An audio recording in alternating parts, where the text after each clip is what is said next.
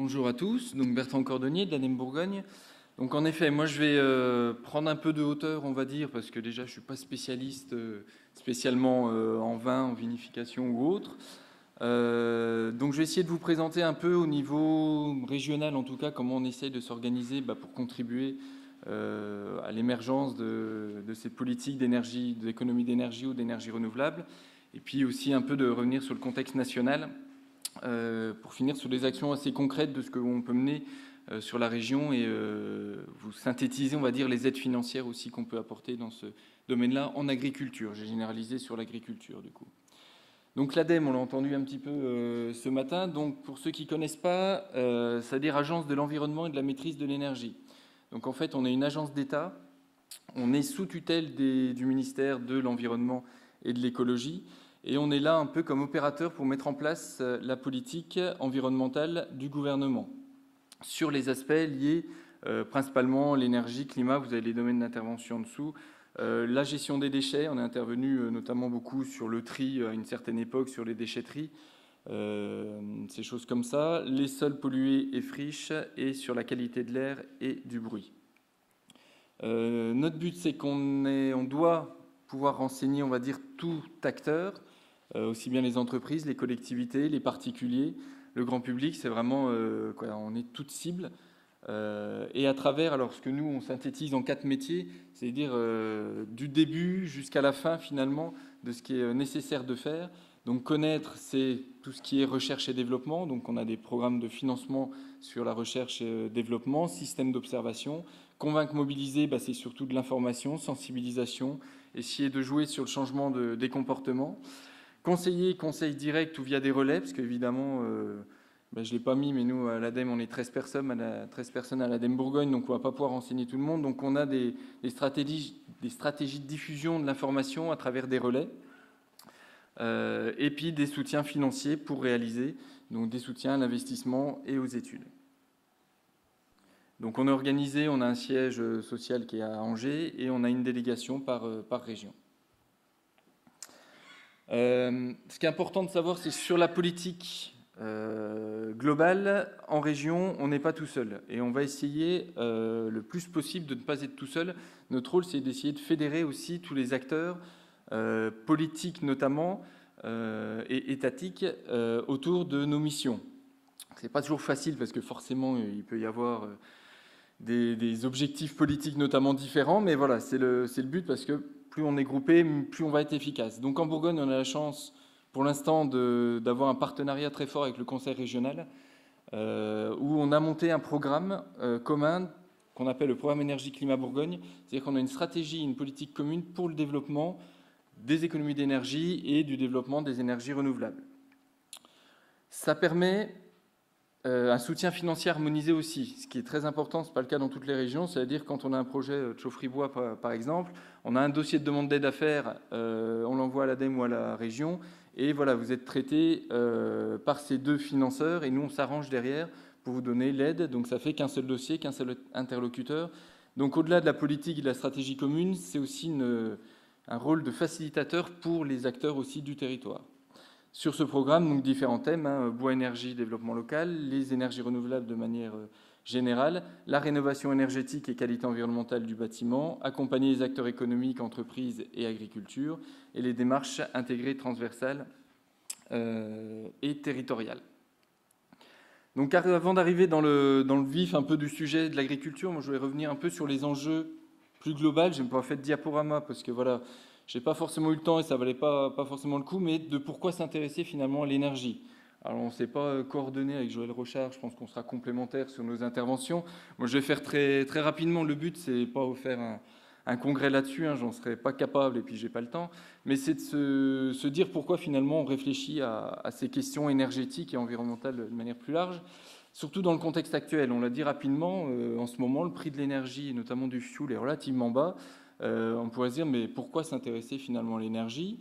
On est en période de crise continue depuis quelques années, de précarité énergétique aussi, d'inégalité.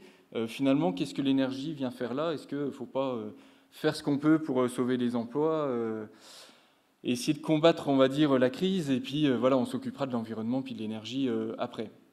Donc ça, c'est une première possibilité de laisser un peu faire comme ça, puis on profite. Quand l'énergie est bas, on en profite. Quand c'est haut, on manifeste pour dire que c'est trop haut. Profiter d'opportunités comme le gaz de schiste, pourquoi pas, hein, ça peut créer de l'emploi, ça peut faire baisser les coûts de l'énergie sur une période relativement courte, hein, parce qu'on a pour 10 ans de gaz de schiste, puis après on reviendra au même, hein, et puis avec des dégâts sur l'environnement qu'on connaît, mais qu'il faut assumer derrière. Où il y a une autre possibilité, c'est de se dire, finalement, on va profiter de l'énergie pour combattre, entre guillemets, cette crise, pour essayer de créer de l'emploi par rapport à ça. Et voilà, on va essayer de profiter de ça, au final, pour s'améliorer par rapport à un contexte économique morose. Alors pourquoi on pourrait s'améliorer? Parce qu'aujourd'hui, en France, 90% de l'énergie qu'on consomme, grosso modo, elle vient de l'extérieur. Le fuel... voilà, vous savez d'où ça vient. Le gaz, ça vient principalement de Russie et un peu du Nord, principalement. Le nucléaire, ça vient certainement pas de France. Hein. L'uranium, on n'a plus de mine d'uranium en France, donc ça vient d'Afrique principalement. Donc finalement, tous nos combustibles, hormis les quelques pourcents de renouvelables qu'on fait, ça vient de l'extérieur. Donc c'est autant d'argent qu'on met pour acheter ces énergies qui partent un peu partout dans le monde et bien souvent dans des dictatures ou pas loin d'être des pays comme ça. Donc l'idée, ça serait de se dire, finalement, tout cet argent qu'on met, alors je n'ai pas les chiffres parce que je ne veux pas vous noyer de chiffres sur le PIB de l'énergie et tout ça, mais c'est de se dire, cet argent, on va essayer de le relocaliser chez nous finalement. On a des ressources, donc pourquoi pas les utiliser plutôt que d'aller chercher très très loin. Alors c'est facile à dire, c'est plus difficile à faire, on va dire. Pour le faire, il y a des différentes stratégies qu'on a abordées, c'est ça qui est intéressant par rapport à ce matin, c'est de jouer sur plusieurs tableaux, c'est-à-dire les économies d'énergie avant tout, ça a été répété et c'est tout à fait vrai, et l'ADEME, on est les premiers à le dire. On va essayer d'économiser de l'énergie. Alors déjà, économiser de l'énergie, ça ne veut pas dire payer moins cher, payer moins d'énergie. Bien souvent, les économies d'énergie vont permettre de compenser la hausse du prix de l'énergie. Ça, c'est important à savoir parce que souvent on nous dit on économise, mais finalement ma facture, alors que ce soit les entreprises particuliers, elle augmente toujours, elle diminue pas, elle. Donc les économies d'énergie, déjà, c'est fait pour stabiliser votre facture énergétique. Et puis, si vraiment on a des grosses économies où on produit de l'énergie, là, on va pouvoir avoir des gains financiers aussi et on va pouvoir investir sur autre chose. Donc par rapport à une entreprise notamment, mais même un ménage, on dépense moins en énergie, ça veut dire qu'on va pouvoir créer de la richesse sur un autre domaine. C'est ça qui va être intéressant. Les économies d'énergie, ce qui est intéressant aussi, c'est que ça peut être gratuit. Ça veut dire que du comportement, c'est la première économie qu'on peut faire. On va pouvoir diminuer sa facture rien qu'en comportement ou en réglage de matériel. En entreprise, c'est souvent le cas. Des bons réglages, un bon entretien du matériel, ça ne va pas coûter grand-chose, voire rien du tout, et on va pouvoir économiser. Un exemple moi, que je prends souvent, c'est on s'amuse à l'ADEME à faire pas mal de choses, de tests, de missions témoins. Donc on a des familles témoins, on va dire, qu'on prend pour regarder leur consommation d'énergie. Et à partir du moment où on leur met un compteur et qu'on leur dit on va mesurer vos consommations, sans rien faire d'autre, on voit déjà à peu près 10% de réduction des consommations d'énergie. Juste par le fait qu'elles se disent j'ai un compteur, on va mesurer, alors même si derrière il n'y a pas de taxe, il n'y a rien du tout, hein, c'est pour la gloire, mais rien que le fait de mettre un compteur, on diminue déjà la consommation d'énergie. Donc pour dire que voilà, ce n'est pas forcément des choses qui vont coûter, et ça peut quand même, si on multiplie ces initiatives-là, faire des économies relativement importantes au niveau national. Chez soi, tout seul, oui, on économise un peu, mais quand on cumule, ça fait beaucoup de choses. Évidemment, l'économie d'énergie avec des investissements, l'isolation, des choses comme ça, ça va être d'autant plus efficace. Et toujours pareil, alors s'il y a un coût, on en a parlé, c'est aussi un coût souvent qu'on remet dans des entreprises locales. On va isoler, ça va être l'artisan du coin qui va le faire. Donc voilà, c'est un coût qu'on ne mettra pas pour acheter du fuel, mais qu'on va donner plutôt à l'entrepreneur local. Donc c'est aussi de la richesse qui reste ici. La deuxième chose, c'est les énergies renouvelables, évidemment, avec une grosse problématique de relocaliser la production d'énergie avec les énergies renouvelables et d'avoir les retombées surtout de ces énergies au niveau local le plus possible. Alors les énergies renouvelables, je finis un peu là-dessus, c'est qu'on nous dit ça coûte cher, c'est pas possible finalement de trop développer, il y a tout un tas de contraintes. Le coût, alors déjà prendre le coût global, Alors forcément, hein, au kilowattheure, pour l'instant, l'électricité, on l'a payé pas très cher en France. Alors bizarrement, ça change parce qu'on s'aperçoit au niveau coût global, c'est-à-dire l'impact sur l'environnement de manière globale, la sécurité évidemment, ça coûte beaucoup plus cher que ce qu'on nous avait dit. Et puis voilà, on va récupérer ça. Donc les ENR, les énergies renouvelables, finalement, en coût global, faut calculer pour savoir si vraiment c'est plus cher ou pas. Ça coûte cher pour l'instant parce que c'est peu développé. Le fossile, quand vous avez des gazoducs qui viennent de Russie, voilà, une fois que le gazoduc est amorti, forcément, il n'y a plus rien à payer derrière, hormis le gaz. Donc toute l'infrastructure, finalement, est payée. Donc c'est aussi ce qu'on n'a pas encore avec les énergies renouvelables, c'est-à-dire les infrastructures nécessaires et le développement massif nécessaire pour diminuer les coûts. Donc plus on va produire d'énergie renouvelable, plus les coûts vont diminuer aussi. Et puis, alors, bon, je ne m'attarde pas, mais le coût des énergies fossiles et fissiles, quand on voit le déficit d'Areva, c'est 5 milliards qu'on va devoir tous payer parce que c'est l'État qui va payer. Ces 5 milliards, on pourrait les mettre ailleurs aussi pour développer des énergies renouvelables. Donc ça coûterait, pas si cher que ça finalement. C'est pas possible de faire que des ENR, ça on l'entend beaucoup aussi. Alors souvent ça vient des lobbying, bizarrement, des énergies fossiles et fissiles. Alors c'est possible ou pas à 100%, ça je ne sais pas, faudrait voir. En tout cas, ce qui est sûr, c'est que c'est beaucoup plus compliqué que ce qu'on fait actuellement. Actuellement, on a une vision très centralisée des choses. Hein. On produit beaucoup d'énergie à un endroit, et puis après, on emmène ça très loin pour l'utiliser. Donc, entre guillemets, hein, c'est une centrale nucléaire qu'il faut uniquement pour compenser les pertes liées au transport d'électricité qu'on a dans nos lignes haute tension et autres, parce que forcément, on a 10 centrales pour alimenter toute la France, donc il faut des lignes très, très grandes. Donc voilà, pas mal de pertes, et du coup, on remet une centrale juste pour amortir ces pertes. C'est pour ça qu'on va falloir réfléchir différemment, et c'est plus compliqué, mais beaucoup plus intéressant, parce qu'il va falloir prendre en compte la consommation d'énergie, la maîtrise de l'énergie et la production d'énergie.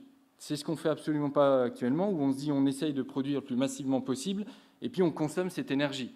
C'est pour ça qu'on a éclairé toutes les routes de France à une certaine époque, pour consommer l'énergie nucléaire qu'on produisait la nuit, et puis dont on n'avait pas besoin.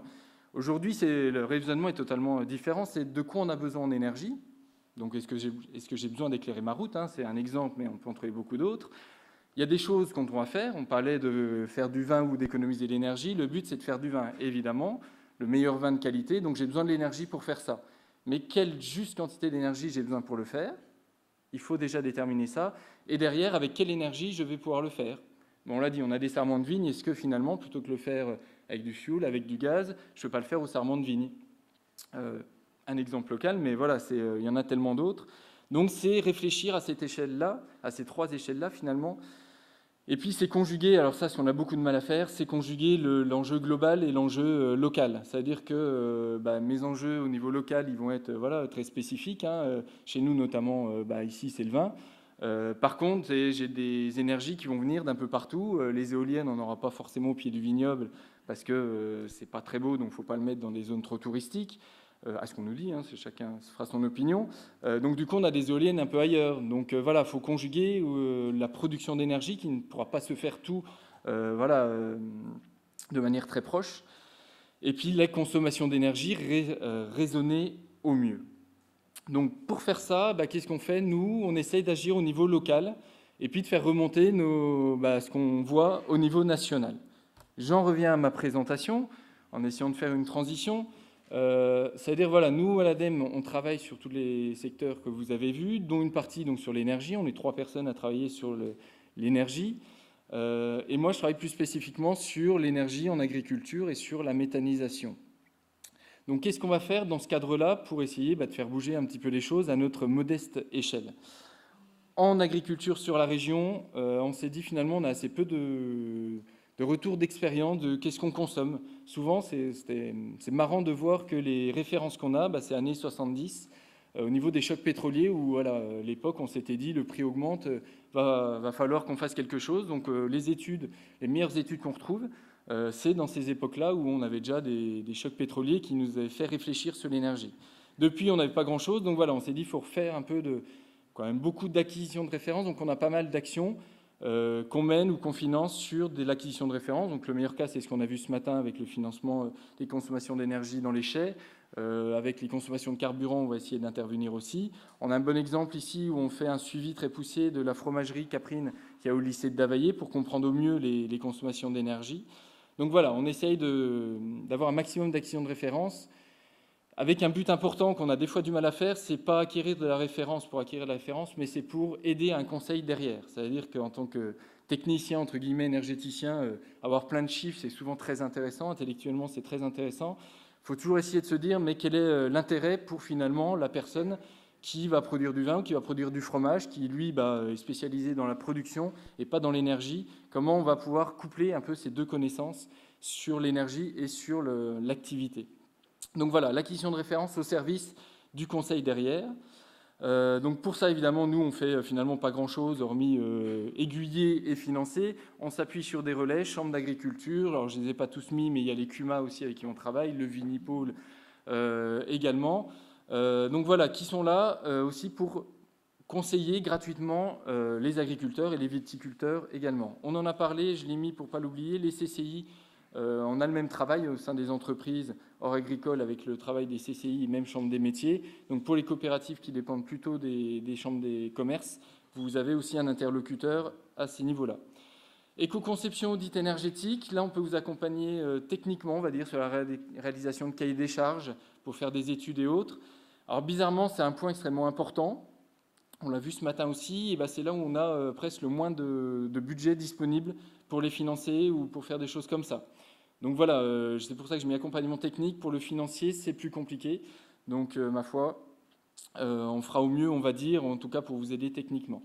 Les investissements liés aux économies d'énergie, on en a parlé aussi un peu ce matin. Donc soutien financier France Agrimaire, on l'a dit, c'est pas spécifique aux économies d'énergie, c'est aux investissements liés aux chais dans lesquels on peut mettre un peu d'économie d'énergie. Pour le développement des énergies renouvelables, alors je vous ai mis la liste, je suis peut-être un peu long, donc je ne vais pas la détailler. Le but, c'est pareil, accompagner, conseiller sur le développement des énergies renouvelables. C'est toujours pas, on en revient au même, mettre en place une chaufferie bois, c'est beaucoup plus compliqué finalement que mettre une chaufferie gaz, où c'est tellement simple. Les impacts derrière et les coûts ne sont pas les mêmes non plus, à l'investissement et en fonctionnement. Donc voilà, nous on est là pour vous conseiller pour comment mettre finalement en place des énergies renouvelables. Alors au niveau agricole, toujours pareil, conseillers dans chaque chambre d'agriculture départementale qui peuvent vous aider et des conseillers spécialisés vitivini. Il y a un conseil au sein de l'ADEME Bourgogne. Des aides financières et techniques pour le coup pour les études de projet, énergie renouvelable, tout type, des études collectives, individuelles, de filières sur les sarments, le mar. On a le chablisien notamment qui nous a demandé une aide pour une étude sur justement la valorisation des mares en méthanisation. Donc là, il y a un soutien possible. Et puis un soutien aux investissements liés aux énergies renouvelables thermiques, j'ai envie de dire, donc biomasse énergie, bois énergie, méthanisation, solaire thermique, où on peut avoir une aide toujours couplée ADEME Conseil régional. Pour les filières électriques, entre guillemets, éolien, photovoltaïque, c'est des aides qui sont liées au tarif d'achat bonifié par l'État, donc il n'y a pas d'aide à l'investissement. Sur la méthanisation, c'est un peu particulier, donc il y a des aides par contre également à la méthanisation. Pour finir, l'autre axe très important dans tout ça, c'est l'aspect territorial. L'aspect, on s'est aperçu que souvent, on avait des choses très intéressantes, mais très ponctuelles finalement, de quelques personnes motivées.